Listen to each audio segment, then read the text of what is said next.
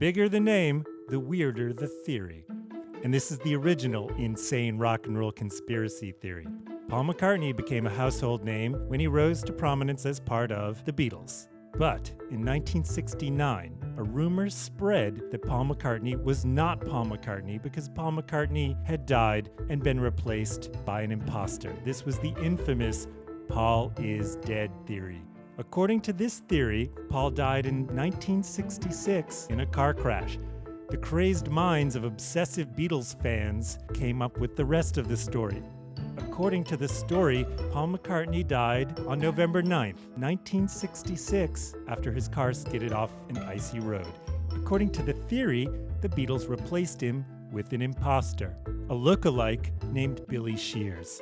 Billy Shears looked the part, acted the part, and even sounded the part. The theory made absolutely no sense, since according to the theory, Billy Shears would have written the Beatles' biggest hit up to that point, Hey Jude. At the time, Paul McCartney thought this theory was amusing. His official statement was, "If I were dead, I'd be the last to know." However, crazed Beatles fans kept looking for clues. They found many of them on the cover of Sgt. Pepper's Lonely Hearts Club Band. Supposedly, the front cover depicted a funeral. Paul, on the cover, is wearing a patch that says OPD, which stood for Officially Pronounced Dead. In fact, it was a patch from the Ontario Police Department saying Ontario Provincial Police. On the back cover, George's finger points to the words Wednesday morning at 5 o'clock because that's when Paul was officially pronounced dead. Fans kept looking for clues on the White Album. On the track Revolution Number 9, it begins with a voice saying, Number 9, Number 9. If you play it backwards, you can hear the words saying, Turn me on, dead man.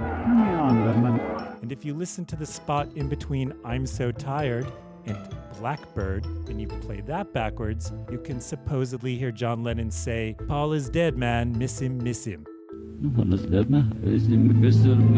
And famously, at the end of Strawberry Fields Forever, you hear John saying what seems to be, I buried Paul.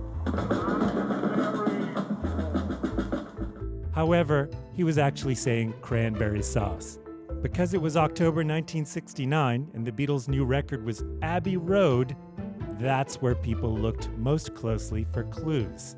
On the cover of Abbey Road, the four Beatles are crossing the street toward their studio. However, people came up with the theory that it's a funeral procession. John is wearing white because he's the preacher. Ringo's dressed in black because he's the undertaker. And George is bringing up the rear, wearing blue jeans because he's the gravedigger. And Paul is wearing black, like the corpse. He's out of step with the others, he's smoking and pointing a cigarette down, and he's barefoot, which was supposedly a sign of mourning in Sicily. Tellingly, a Volkswagen in the background of the photo has the license plate 28if, because Paul McCartney would be 28 if he were still alive. In fact, Paul McCartney was 27. John Lennon called this theory the stupidest rumor I've ever heard, and it died down pretty quickly. Paul is dead went down in Beatle mythology as a popular delusional word-of-mouth phenomenon. As for Paul McCartney, he remains very much alive, working hard, touring hard, writing new songs, and still admirably amused by the whole thing. My name is Rob Sheffield, and I officially do not believe any of these WTF music conspiracy theories.